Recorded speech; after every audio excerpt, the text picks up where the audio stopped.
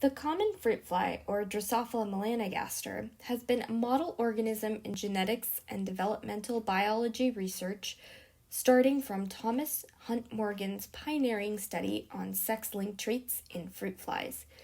Drosophila means dew lover, and melanogaster means dark gut. The species is evident to have originated out of eastern sub-Saharan Africa around 10,000 to 12,000 years ago, and went global ever since. The flies breed and lay their eggs in rotting, fermenting foods like fruit in the wild. However, the larvae are not eating only the fruit. Rather, they are sustained by the yeast and bacteria found in the fruit for them to gain all their necessary nutrients. Drosophila melanogaster undergoes a complete metamorphosis with larval and pupal stages. As with many ectotherms, temperatures can greatly impact the length of its development phase. At 25 degrees Celsius, the development period from egg to hatched adult takes 8.5 to 9 days. As you decrease the temperature, the development period extends. However, at high temperatures like 30 degrees Celsius, a phenomenon known as heat stress will actually increase the development period. Knowing the development times are crucial for setting up and timing your genetic crosses. Let us explore the stages and times of development at 25 degrees Celsius. First, the eggs are laid. The average female lays about 400 eggs, which at half a millimeter in length look like tiny grains of rice.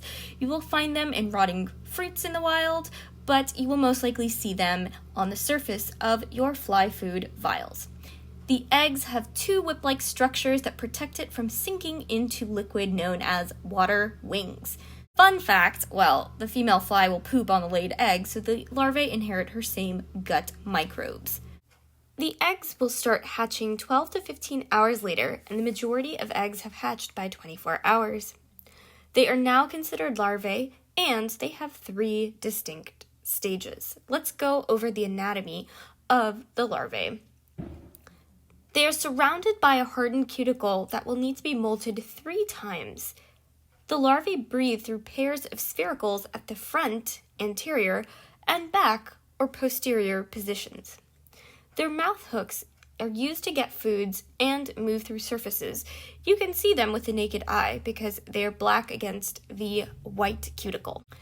In the first larval stage known as L1, the larvae will eat food on the surface. They should be visible. After 24 hours, the L1 larvae undergo their first molt and are now in the L2 phase. The larvae will start to burrow into the food in order to gain more nutrients. The L2 phase is approximately 24 hours, after which the larvae will molt its cuticle and mouth hooks one more time. It will then begin its final larval stage known as L3.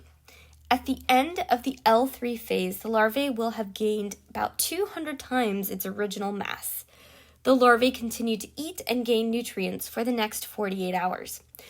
5 days after hatching, the larvae will leave the burrowed food oasis and migrate towards a location where it can develop a pupal case. Ideally, a concealed, dark location is best for this immobile and defenseless creature. Usually the larvae will choose the top of a food vial in the lab setting or the underside of a leaf in the wild. You can aid pupation by adding a piece of cardstock paper that will increase the surface for the flies to develop their cases on. The pupal stage will take around 4 to 5 days. In this time, the case will form from the cuticle and ultimately surround the entire larvae. The pupal stage allows for the development of imaginal discs to form into the adult limbs of the flies. The limbs that it will form include the antenna, the wings, the jointed legs, and more. Study of the imaginal discs have led to important discoveries in developmental biology, like the discovery of the Hox genes. 5 days later, or 9 days since the egg has hatched, the adult fly finally emerges. Initially, its wings are still moist and cling to the fly's body. This is known as eclusion. Let's go over the anatomy of the adult fly. It has two large reddish compound eyes in the front, antenna that projects outward, two transparent wings, a honey-colored body segmented into three parts: the head, the thorax, and the abdomen. It also has 6 jointed limbs. Male and female flies have different anatomical features. First, they display sexual dimorphism, or different sizes between the two biological sexes. The male fly is smaller than the female fly, which is about 20% bigger. The second difference between males and females is that the male fly has a pointed, smaller, and darker colored abdomen.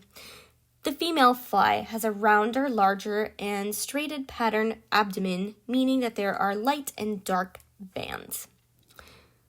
Other ways we can differentiate male and female flies are in their genitalia. Female flies have the vaginal plate, and male flies have dark sections known as claspers. Claspers are used by the males to deliver their sperm. The female genitalia is light in color, while the male genitalia is dark. Additionally, on the first pair of the thoracic limbs, males have dark bristles that are known as sex combs. These sex combs are thought to be used by males to grasp at the female abdomen during mating.